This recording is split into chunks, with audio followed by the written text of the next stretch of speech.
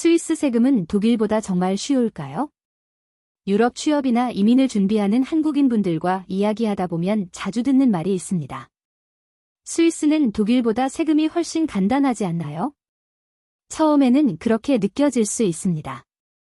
특히 외국인 근로자의 경우 스위스에서는 급여에서 바로 원천징수세가 빠지는 경우가 많아서 독일보다 훨씬 단순해 보이기 때문입니다.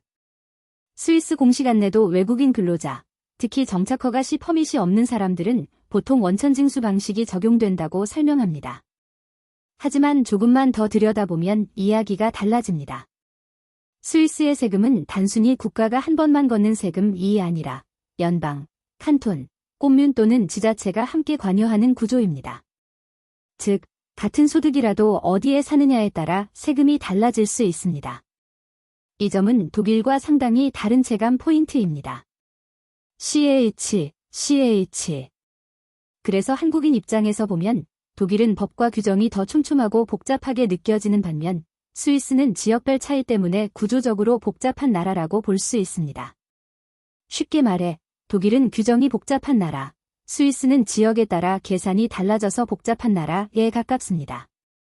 이것은 공식 문장을 그대로 옮긴 표현은 아니고 공개된 제도 구조를 바탕으로 정리한 실무적인 해석입니다.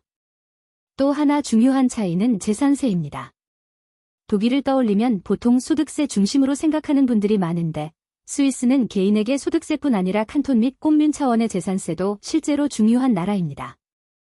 공식 안내에 따르면 세금 신고 시 소득뿐 아니라 예금, 주식, 부동산 등 자산도 함께 고려될 수 있습니다.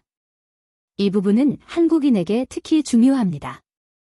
예를 들어 한국에 예금이 있거나 주식이 있거나 부동산을 보유하고 있는 경우라면 나는 스위스에서 월급만 받는데 왜 자산까지 신경 써야 하지? 라는 생각이 들 수 있습니다. 하지만 스위스에서는 이런 부분이 실제 세금 구조에서 꽤 중요한 의미를 가질 수 있습니다. 가족이 있는 경우에는 더 주의해야 합니다. 현재 스위스는 연방세 기준으로 기혼부부 공동과세 구조를 기본으로 운영해 왔습니다. 다만 아주 중요한 최신 변화가 있는데 2026년 3월 8일 국민투표에서 개인별 과세 관련 법안이 통과되었습니다. 그러나 스위스 연방세무당국은 칸톤들도 각자 법 개정을 해야 하므로 실제 전환에는 시간이 걸릴 것이라고 설명하고 있습니다. 즉, 지금은 완전히 바뀌었다. 기보다 전환기로 보는 것이 맞습니다. 자녀가 있는 가정도 스위스에서 중요한 혜택을 받을 수 있습니다. 공식 안내에 따르면 가족수당은 자녀가 16세까지 월 215프랑, 교육을 계속하는 경우 25세까지 월 268프랑이 기본 기준입니다. 또 직접연 방세 기준으로는 자녀 1인당 6,800프랑 공제와 263프랑의 세액 차감이 안내되어 있습니다.